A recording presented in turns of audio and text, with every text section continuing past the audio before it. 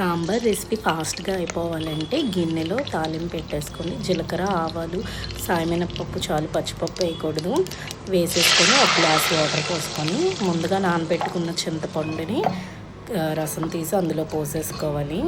నేను ఇక్కడ ముందుగానే నాకు కావాల్సిన వెజిటేబుల్స్ అన్నీ వేసేసి కందిపప్పు అండ్ వెజిటేబుల్స్ ఉడకపెట్టేసుకున్నాను. ఈ వెజిటేబుల్స్ కూడా అందులో వేసేసుకొని కందిపప్పుని మ్యాష్ చేసుకొని లాస్ట్లో వేసుకోవాలి. దీంట్లో కొంచెం పసుపు, ఉప్పు, కారం అన్నీ వేసేసి ఫాస్ట్గా అయిపోద్ది ఇలా చేయడం వల్ల. అండ్ టేస్ట్ కూడా సూపర్గా ఉంటుంది. పసుపు, ఉప్పు, కారం, బెల్లం ముక్క, మీకు బెల్లం ఉంటే ఇష్టం ఉంటే వేసుకోండి, లేకపోతే స్కిప్ చేసుకోండి. బెల్లం వేయడం వల్ల అన్నీ బ్యాలెన్స్ సూపర్గా ఉంటుంది. మనకి పీసెస్ ముందుగానే ఉడకపెట్టుకున్నాం కాబట్టి ఇవి మొత్తం దానికి పట్టేసి కారాలు, ఉప్పులు అన్నీ చాలా బాగుంటుంది.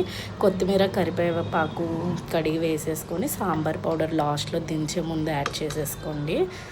ఇలా చూడండి, భలే మరిగి మనకి మంచి సాంబార్, హోటల్ స్టైల్ సాంబార్ అయితే బాగుంటుంది. ఇలాగో ట్రై చేయండి, ఫాస్ట్గా సింపుల్గా అయిపోద్ది.